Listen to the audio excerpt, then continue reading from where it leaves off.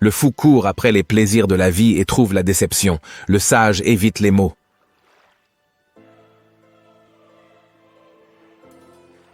La femme est un animal à cheveux longs et à idées courtes.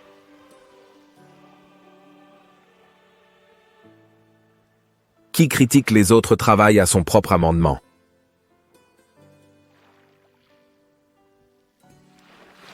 Dans la vie, nous combinons un plan, mais celui-ci reste subordonné à ce qu'il plaira de faire au sort.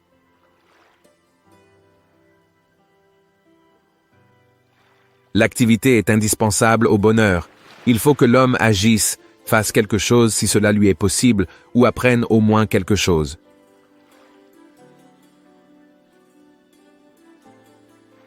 La solitude offre à l'homme intellectuellement haut placé un double avantage. Le premier, d'être avec soi-même, et le second, de n'être pas avec les autres.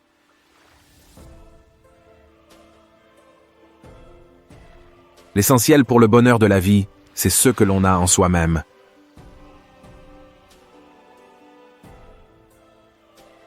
Il vaut mieux manifester sa raison par tout ce que l'on est que par ce qu'on dit.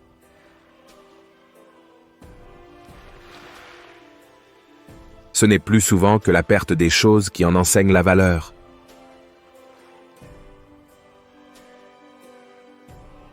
L'homme ordinaire ne se préoccupe que de passer le temps, l'homme de talent que de l'employer.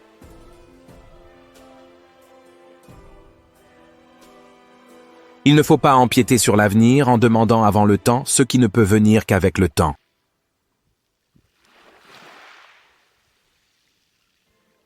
Ma philosophie ne m'a rien rapporté, mais elle m'a beaucoup épargné.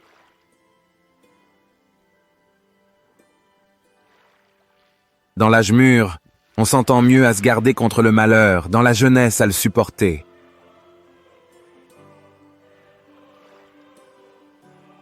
Ce que chacun recherche et aime avant tout, non seulement dans la simple conversation, mais encore a fortiori dans le service public, c'est l'infériorité de l'autre.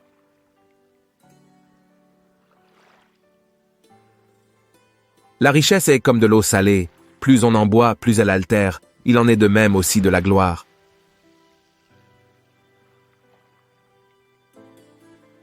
Attribuer une haute valeur à l'opinion des hommes, c'est leur faire trop d'honneur.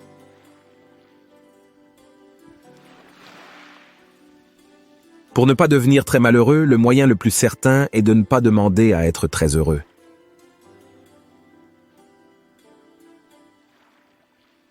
Cachez soigneusement votre supériorité de crainte de vous faire des ennemis.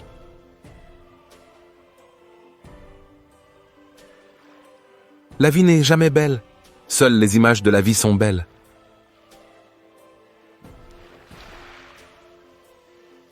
Personne n'a vécu dans le passé, personne ne vivra dans le futur. Le présent est le mode de toute vie.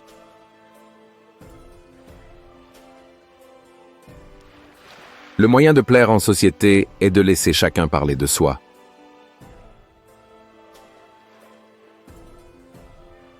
L'égoïsme inspire une telle horreur que nous avons inventé la politesse pour le cacher, mais il perce à travers tous les voiles et se trahit en toute rencontre.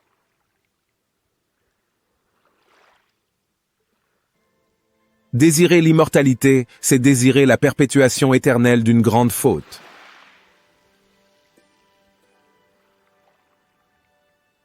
L'être humain est au fond un animal sauvage et effroyable. Nous le connaissons seulement dompté et apprivoisé par ce que nous appelons la civilisation.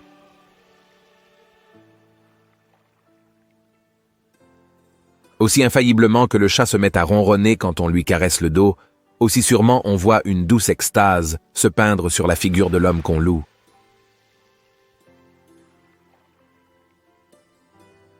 Toute vérité franchit 3 étapes.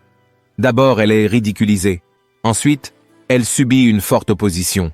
Puis, elle est considérée comme ayant toujours été une évidence.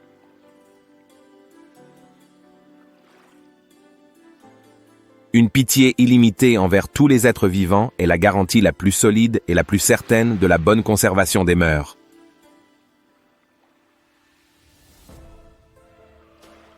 Les amis se prétendent sincères, or ce sont les ennemis qui le sont.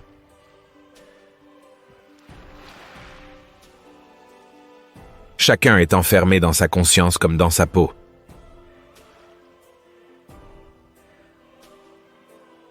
Le médecin voit l'homme dans toute sa faiblesse. Le juriste le voit dans toute sa méchanceté. Le théologien dans toute sa bêtise.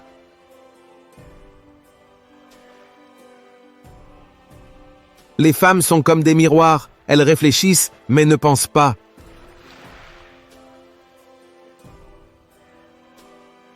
Le sommeil est un emprunt fait à la mort pour l'entretien de la vie.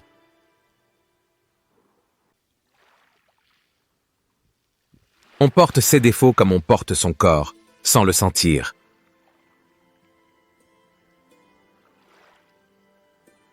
La religion catholique est une méthode pour obtenir le ciel en mendiant. Mais comme il est trop difficile à obtenir, les prêtres servent d'entremetteurs.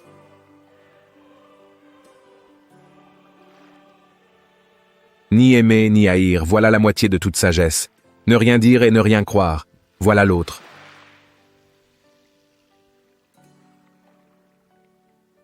Exiger l'immortalité de l'individu, c'est vouloir perpétuer une erreur à l'infini.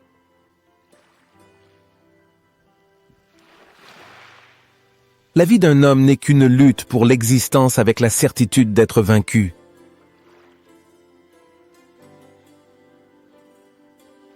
Un mendiant bien portant est plus heureux qu'un roi malade.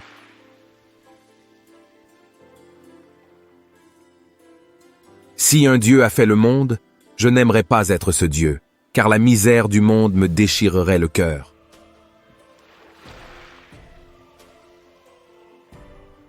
Le monde dans lequel chacun vit dépend de la façon de le concevoir.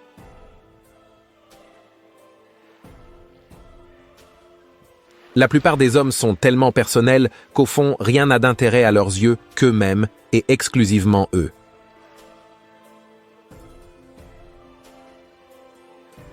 L'éloignement et la longue absence nuisent à toute amitié.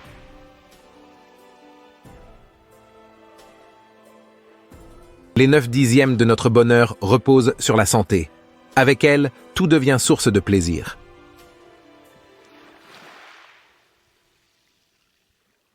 N'avoir jamais et d'aucune façon besoin des autres et le leur faire voir, voilà absolument la seule manière de maintenir sa supériorité dans les relations.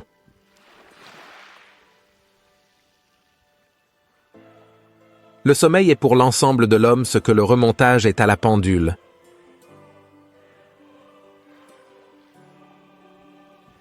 Un mot de trop détruit toujours son intention.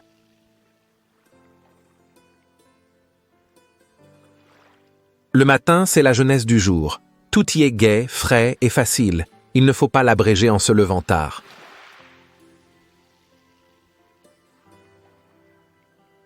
La meilleure occasion pour éprouver la sincérité d'un ami, c'est le moment où vous lui annoncerez un malheur qui vient de vous frapper.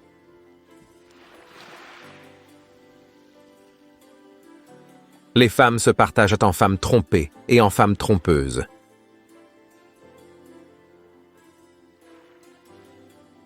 Les rois et les domestiques ne sont désignés que par leur petit nom. Voilà les deux extrêmes de la société.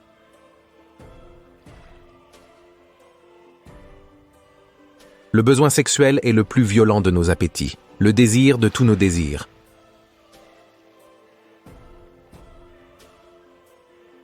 Ce que raconte l'histoire n'est en fait que le long rêve, le songe lourd et confus de l'humanité.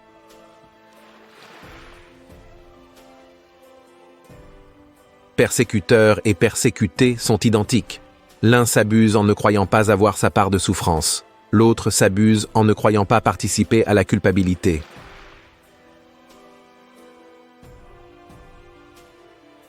S'il ne restait que 2 hommes au monde, le plus fort n'hésiterait pas une minute, à défaut de suif pour frotter ses bottes, à tuer son unique compagnon afin d'en prendre la graisse.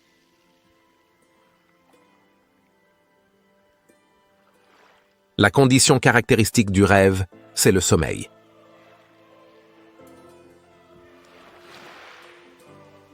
Les femmes sont uniquement créées pour la propagation de l'espèce et toute leur vocation se concentre en ce point.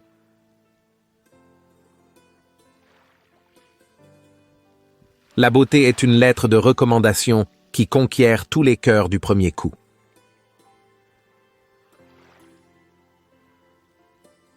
Ce qui rend les hommes sociables est leur incapacité à supporter la solitude et donc eux-mêmes.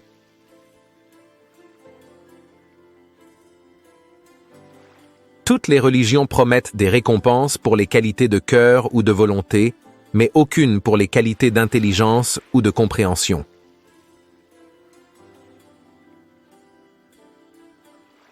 Si la loi du matérialisme était la vraie loi, tout serait éclairci. Le pourquoi du phénomène serait ramené au comment.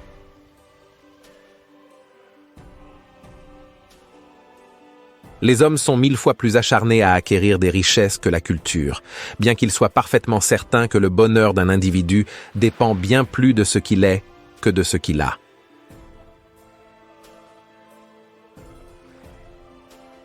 Il est aussi absurde de pleurer sur le temps où on ne sera plus qu'il le serait de déplorer celui où l'on n'était pas encore.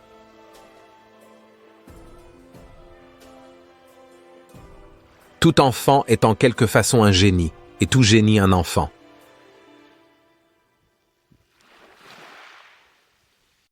L'homme qui a suffisamment de richesse intérieure préfère rester hors de la société, pour n'avoir rien à donner et rien à supporter.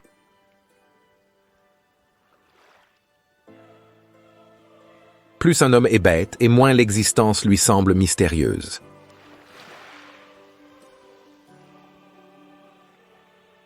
Ce qui fait le prix de la science, de la connaissance abstraite, c'est qu'elle est communicable.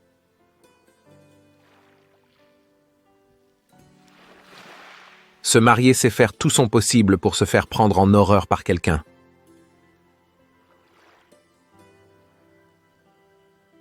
Dans nos pays monogames, se marier, c'est diviser ses droits de moitié et doubler ses devoirs.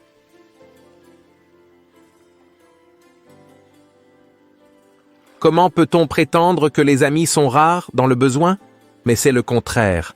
À peine a-t-on fait amitié avec un homme que le voilà aussitôt dans le besoin et qu'il vous emprunte de l'argent.